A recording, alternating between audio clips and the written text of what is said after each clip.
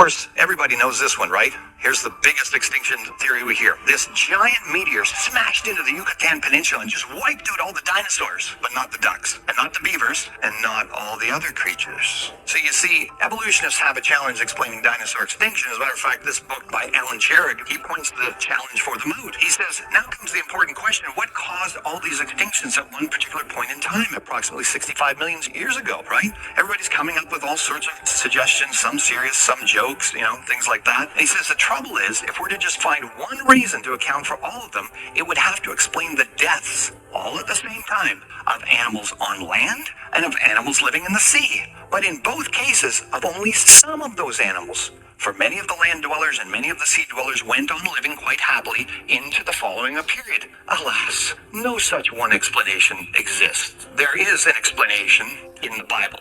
Genesis 6-9, the Great Flood. Billions of dead things buried in sedimentary layers, laid down by water. Everywhere you go on the planet. But the creatures who came on board the ark got off the ark. Some of them have still survived. Some of the creatures in the ocean perished, but many of them went on to survive as well. That's the only explanation I've never heard a modern-day evolutionist give, that perhaps there was a global flood. Because, see, that would be religious. What's interesting about many dinosaur fossils is the positioning of them. See this creature, and look at the arched back. This is very common with dinosaur bones. It's so common, they give it a name. It's called the epistotonic death pose. And it's typical of creatures having died in water, drowned, asphyxiated.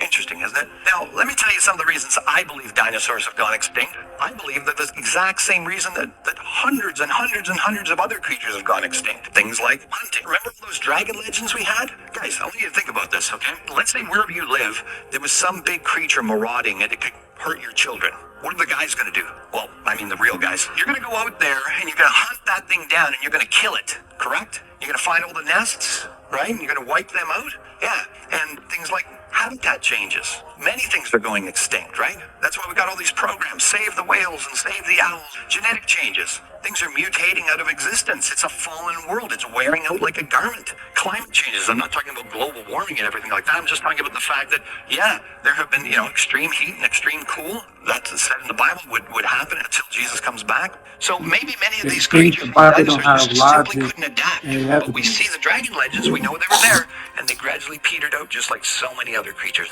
have gone extinct. So you see, from what we see in science and what we see in the Word of God, they actually fit perfectly if you've got the correct interpretive lenses on. But I just want to warn Christian parents here. Equip your young people from a very early age about dinosaurs. Because they love dinosaurs and they're really fun and they want the toys and all that stuff. But don't underestimate the age of your kids. Equip them very, very early. Because evolutionists understand they're interesting.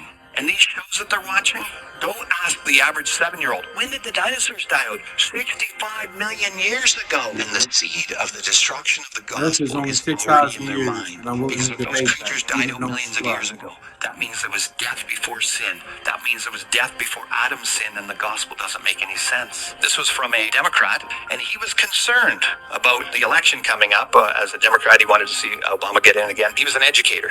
And he said, the children of red states, that's the conservative ones, will seek a higher education, he explains. And that education will very often happen in blue states, that is your liberals. For the foreseeable future, loyal ditto heads will continue to drop off their children at the dorms. He was saying, look, all the Republicans down here, they have more kids than us, Democrats. And he's like, this is no good because they're going to teach their kids conservative values and then they're not going to vote the right way that I want them to vote. This is what his problem was, but here's his solution. Yeah, but wait a sec. They're going to send their kids to the blue states, right? Now watch what he says. After a teary-eyed hug, Mom and Dad will drive their SUV off towards the nearest gas station, leaving their beloved progeny behind. Then what he proudly claims? Then they're all mine, and I got them for a lot of hours a week. So you breed, we'll teach, we'll convert. And thank you for the tip of paying for the education on the way out the door.